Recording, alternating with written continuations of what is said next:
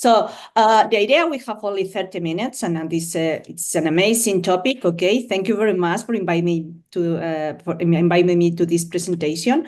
So I wanted just to focus in telco, okay, in AI. So the first thing is just try to be in the same page, okay, about the opportunities and just the gaps and challenges that the telco can have here around the AI.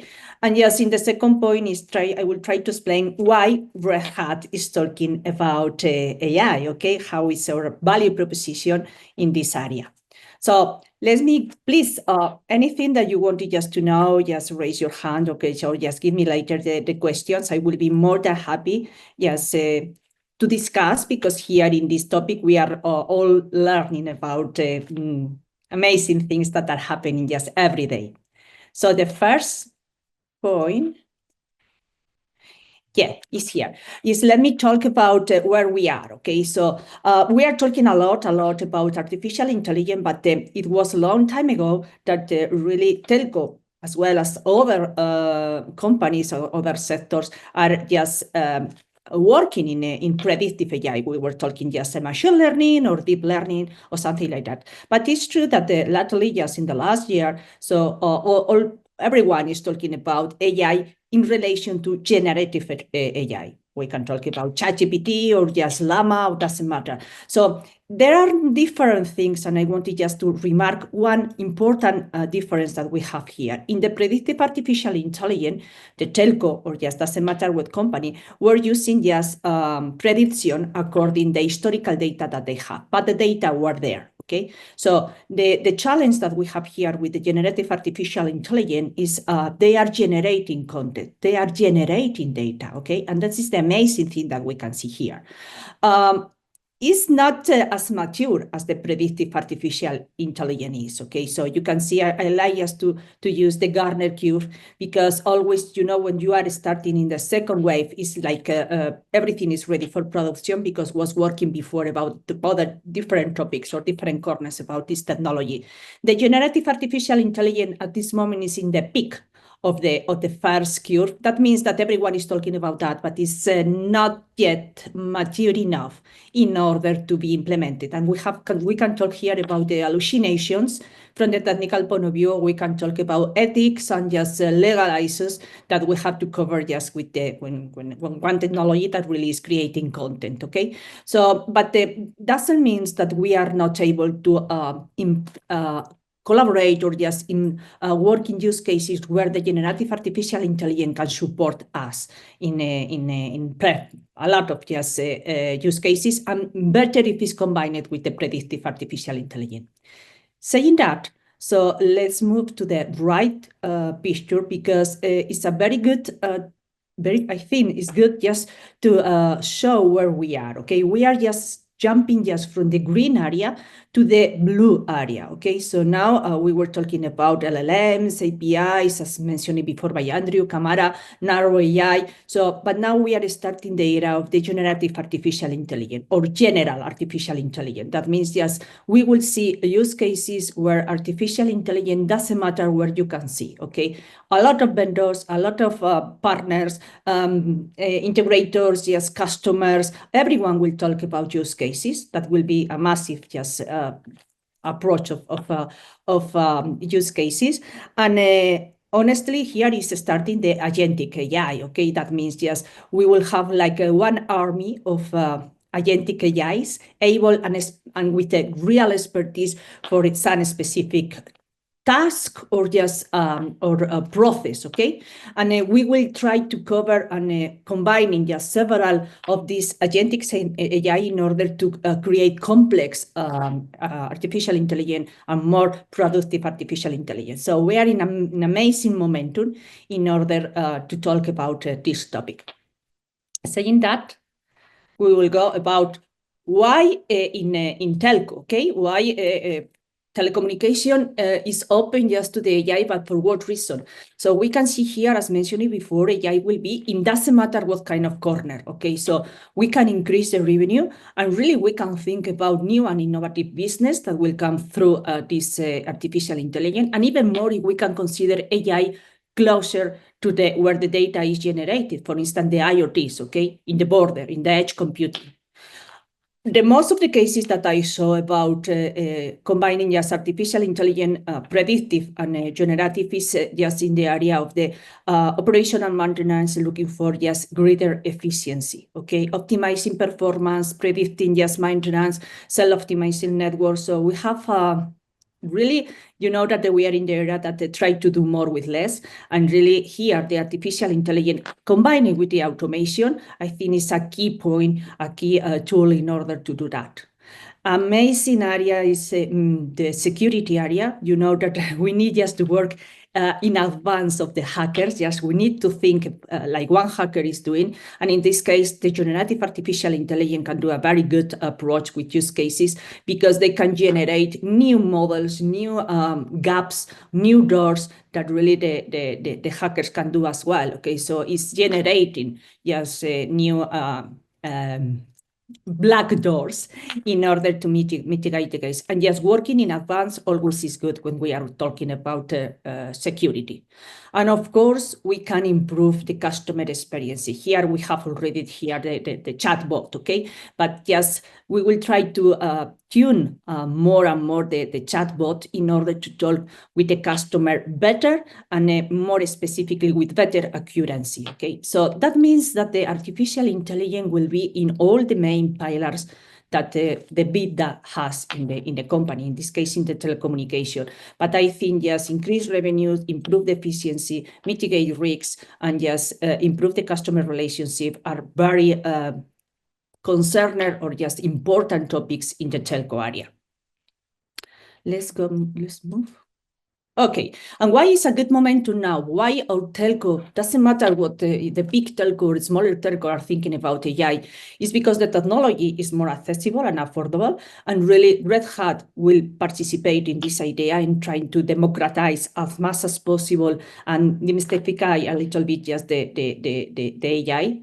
The companies are understanding the benefits that these use cases can just make in their business, and of course they know better than ever the real value that their data has. Telco has a lot of data from customers, from behaviors, from historical partner and systems and platforms. So how they can just monetize this asset is important for them, and I think is one of the key points that we have to cover. But if everything is clear, and if we were talking about predictive artificial intelligence from the last 20, 30 years, why we are not so far today just really exploiting this area. So mainly the customers, that is one report that is coming from customer answer, is because they have questions or concerns just regarding just the data. And it's true that the data is the main tool that we have to manage here, and really the differentiation that one telco can have from other telcos, from the competitors, okay? So really the data quality and the governance of the data is essential. And I think the customers should be worried about how the data, that is the main asset that they have, is just managed and governed and controlled in their ecosystem. They were talking that the tools, the platforms, the frameworks are not prepared, okay, or they have not just enough experience about that. And this is one of the points where Red Hat wanted just to participate actively in order to cover some points of here.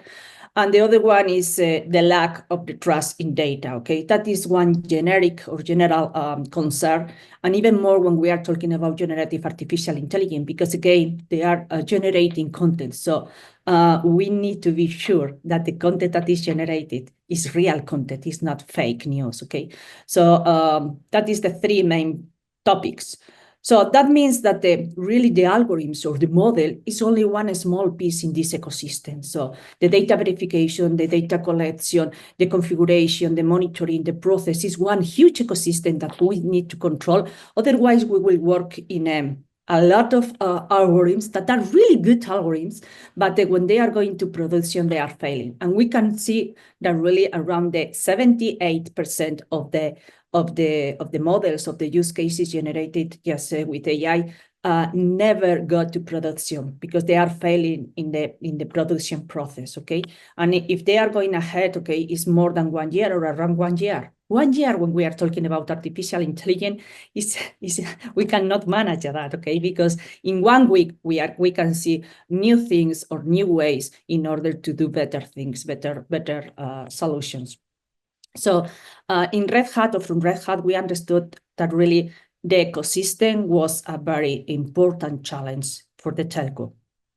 So, but being very simplistic, okay, we can see here 3 main pillars. I'm not talking about the skills, I'm not talking about other kinds of topics. Just from the technology point of view, we have the algorithms, we have the data, and we have the ecosystem, okay? So the data is one area that should be controlled by the customer, because the data, as mentioned before, is the main asset that one customer in telco has, okay? Of course, we can enrich this data with external data, but if they want to do something with their customers, the customer data is there. If they want to do something with their ecosystem or efficiency, their environments are there. So the data is one area that should be covered by the customer, about the security, governance, health, about this data.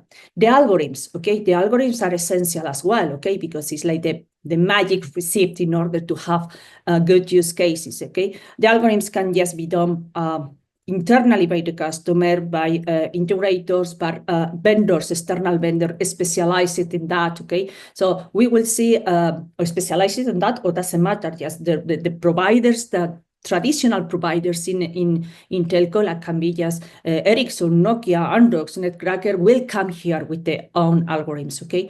So that is this is a small part that we will mention there, but later we have the ecosystem, and the ecosystem is like the kitchen, just in order to make the good receipt here. And Red Hat will be or want to be a trust partner in the ecosystem. We will see how, and we will provide just around the algorithms some very good engagement with the open source, because we are considering that the open source at this moment is like the best or the biggest R&D when we are talking about artificial intelligence. So trying to connect the new initiatives that are coming from the open source, just with the enterprise solution that is required with the, of course, security, with roadmaps, with the support. That is one of the role that traditionally Red Hat is doing in this sector, in this industry. But again, we wanted just to repeat here. So, but okay. And according just the experience, what is the kind of use cases that we can see, okay? As mentioned before, we can see in telco multiple of use cases that are combined, and there sometimes we can say that they are applying to increase revenue or just cost reduction or risk mitigation, and in some cases just combining artificial intelligence and generative artificial intelligence.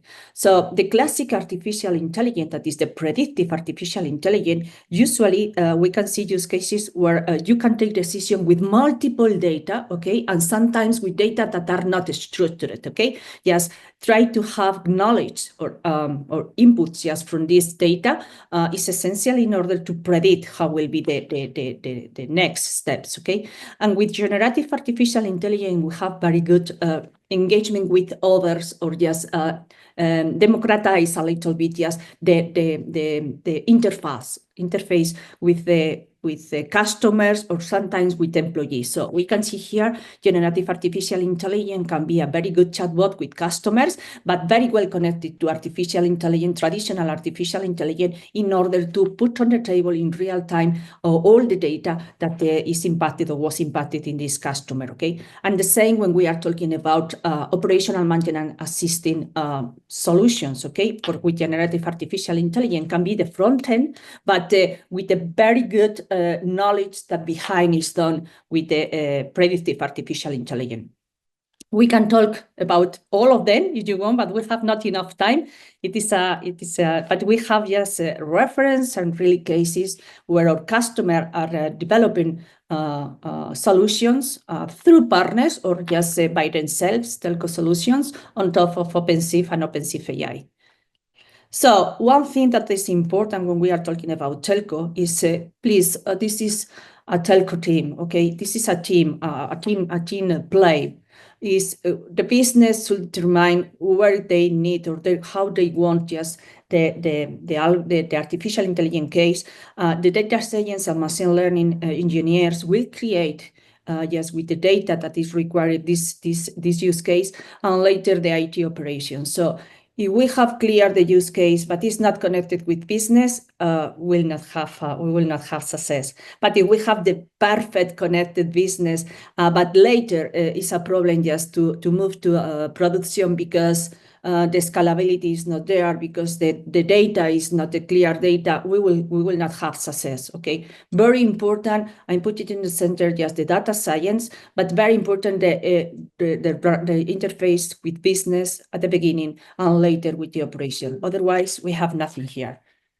So, and how is the approach that we are having here in AI from Red Hat? Perhaps no one of you just were expecting just Red Hat talking about AI, and really it is an important topics that we are just implementing in all our business. Okay, so here our president was coming. This sentence was coming from the last year, but it's still the mantra that we are using. Is we are believing that really AI will not be just coming from only one single vendor, the AI vendor. Okay, that is one amazing ecosystem that is coming from multiple vendors, but at the same time, the customer will be one developer in these cases, in telco customers, I mean, and of course we have a multiple. We have one ecosystem for AI, and it's you cannot read it because a lot of vendors and providers are talking about methodologies, tools, use cases, monitoring, a lot of things. Okay, so definitely we need just to work together. We can think that really artificial intelligence will be everywhere. It's not like a big data in one data lake in the IT. Okay, we will see AI in all the areas that one telco has, okay? And according where we can see it, and our deeply just relation with open source is going to be based on open source, because it's the biggest R&D that we can see in this area. So, and that is the reason how we are deploying and building our products, okay?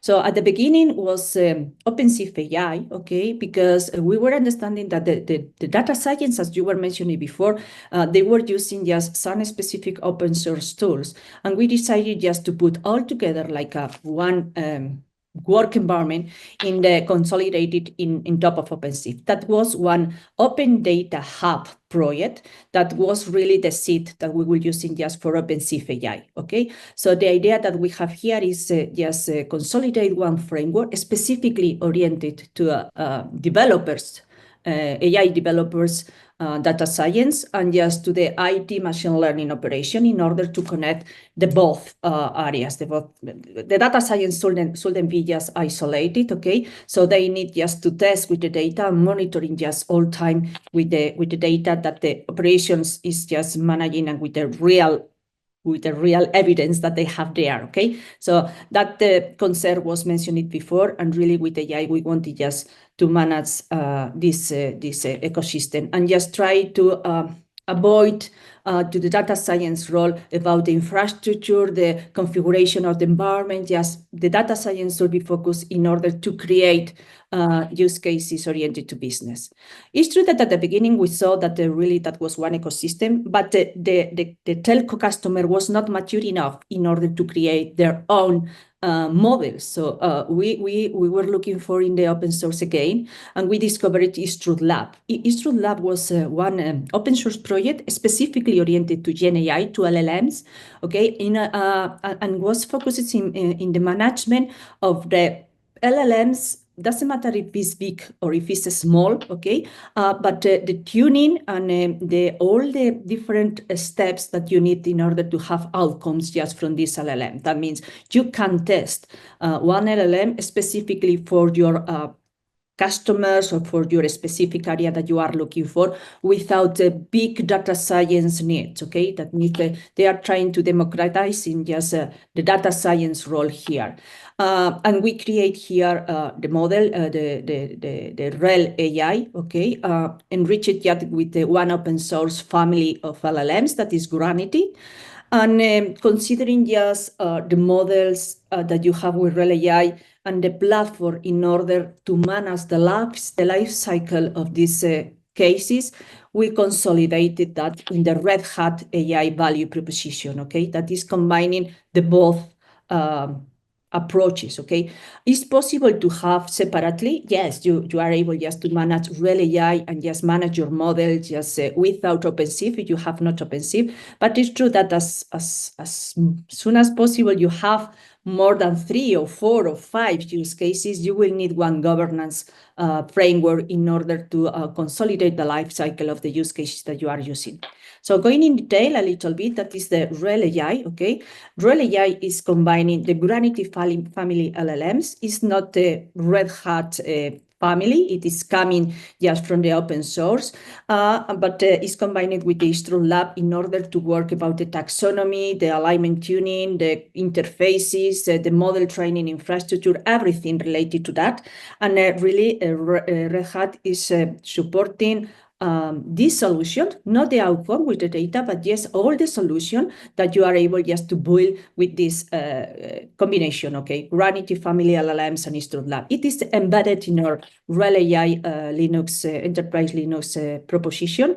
And as mentioned before, it's supporting GPUs, it's supporting AMRs, it's supporting NVIDIA, and it's supporting just Intel GPUs.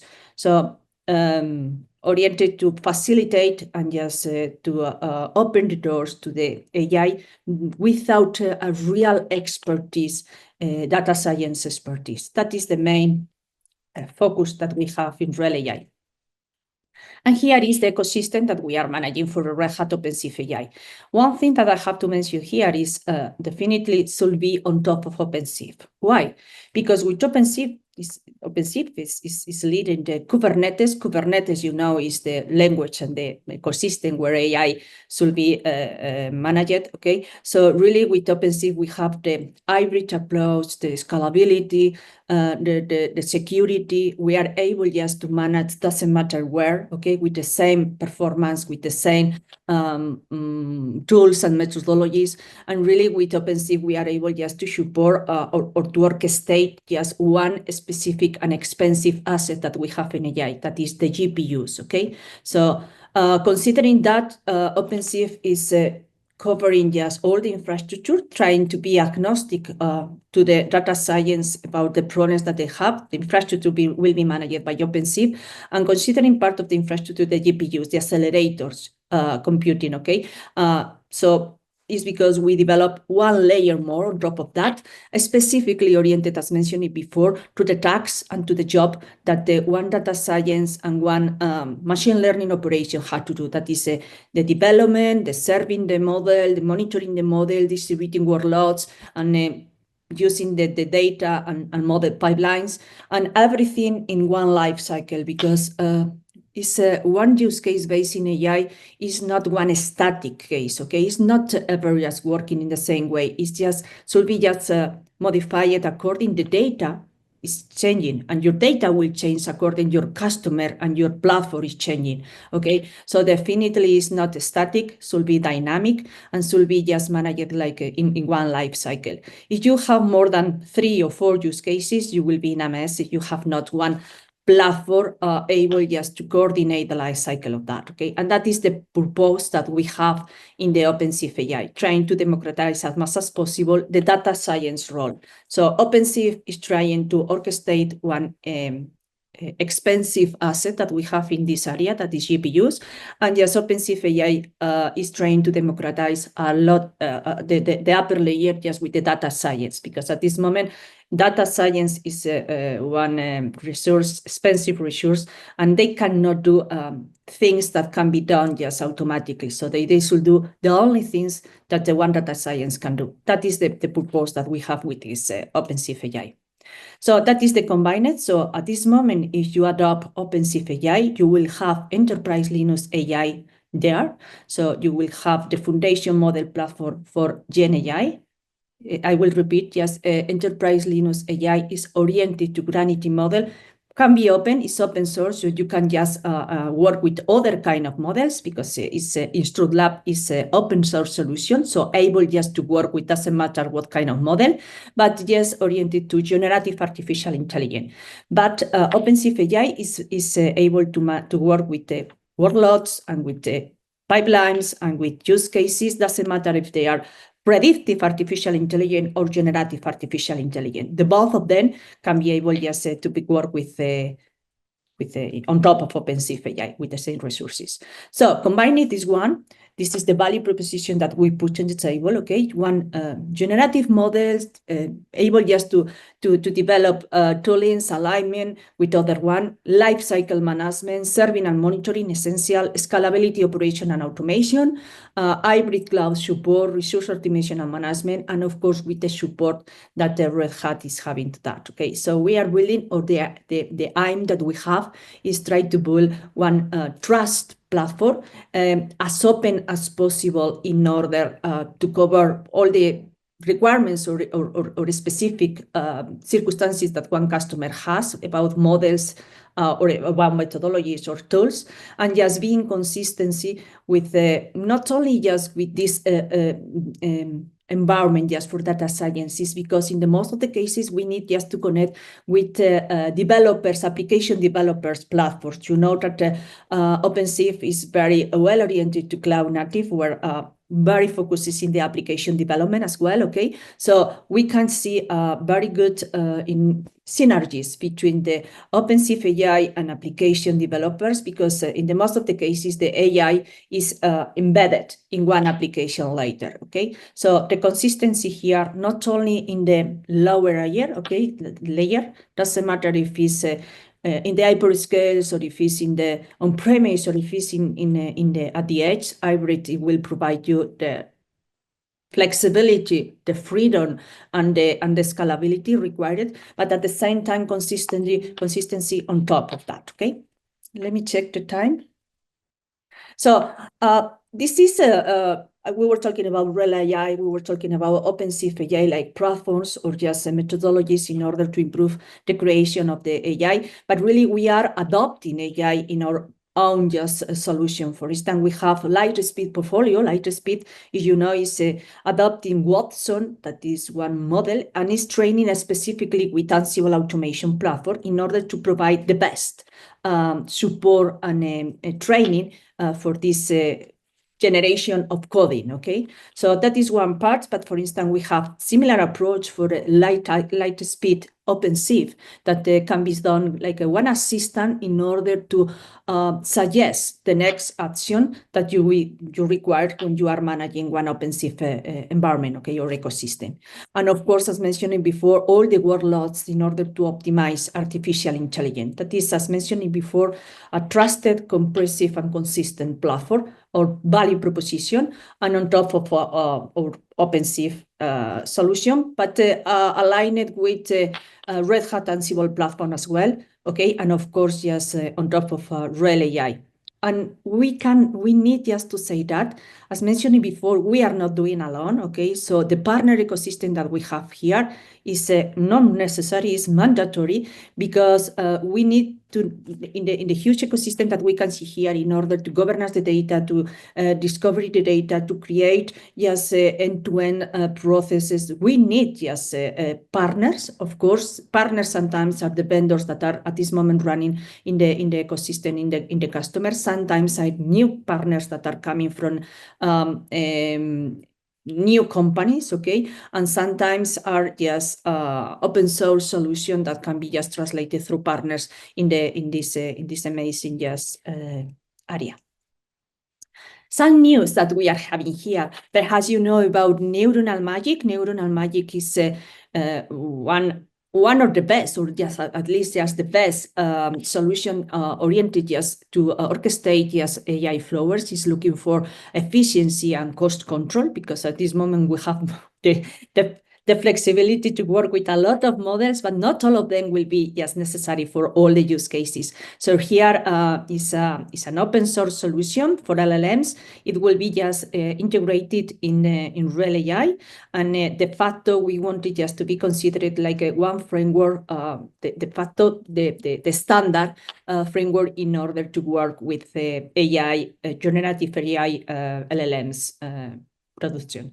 We are working a lot in agentic AI in the new. We are creating one new area. Okay, AI is autonomous AI software. Okay, specifically just AI solution oriented and specialized in order to do some specific tasks. I mentioned it at the beginning in the first slide. So we will have one army, okay, that will be tested specifically in one task, can be used only for these tasks, but can be just later combined with other agentics in order to create complex use cases.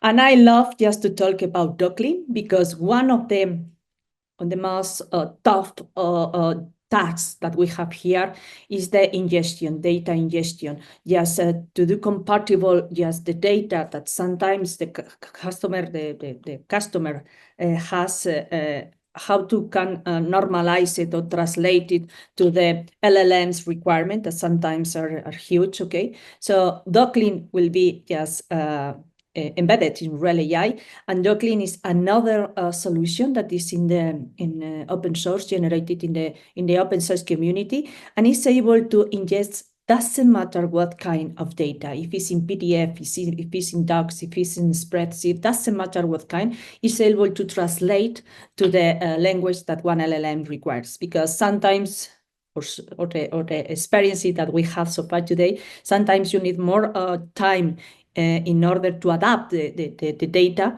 to the model that in order to run later to test the model. So here we are just optimizing a lot the ingestion of the data. I have one example about this agentic. It was a real example, and it was just doing by my team. We are not data science, indeed, okay, but we are building just one specific robot, or just one agentic, able to identify and execute some complex problems, okay? So we are connected to ServiceNow. That is one example, okay? So ServiceNow has a lot of problems of travel ticketing, and we are able just to understand the ticket, not only the title, not reading the title, understand all the concerns that is described in the ticket, and execute automatically the remediation. It's true that we know that in Telco, the level 1 is in the most of the case covered just automatically, but a lot of problems are now just uploaded just to the level 2 or level 3. So you can imagine if you have the expertise able just to determine one remediation, and is able just to insert in this agentic one specific remediation for one complex expertise, one complex problem that they have, okay? So we can evolve a lot, just that kind of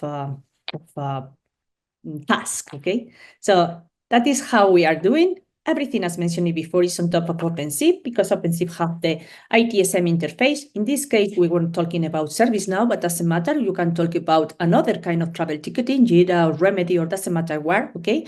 And here is using the operator that we have in Ansible. Ansible is able just to be managed from, doesn't matter what kind of hyperscales, okay?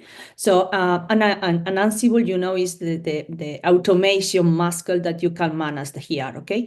And here we will discover, we will just create in one case, able just to open the ticket, read, understand all the concerns, and trigger just the automation.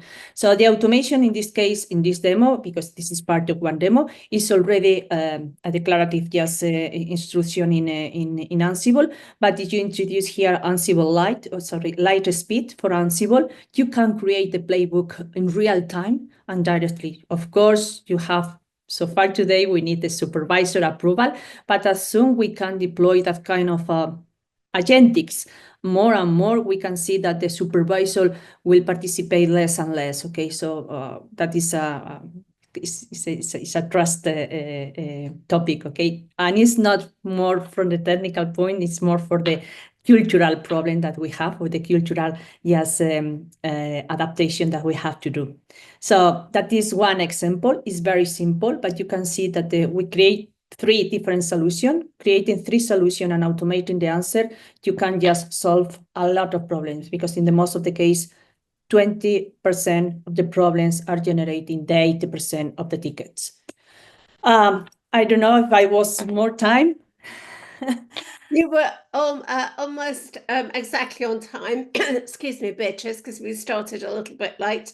Thank you. I thought that was very interesting, and it makes the whole thing with AI sound much more pragmatic, much more doable, much more addressable than people scratching their heads and wondering where to begin. Because I think it's quite overwhelming, isn't it, implementing AI in telecom? Yeah, definitely. But it's better just, the cake is big. It's better just to go step by step. And here in this case, the agentics will help a lot, okay? Yeah. Because at the beginning we thought, okay, the AI is able just to do everything. Wow, but the code should be just impossible to manage. But if you can understand later one army of pieces that are working together, you can understand better, or we can understand better in this environment. Thank you very much, Beatrice. That was very interesting. Oh, thank you. Look forward to seeing you again in future. Sure, as you consider, I'm very happy just to be here. Well, we're very happy to have you. Thank you very much, Beatrice.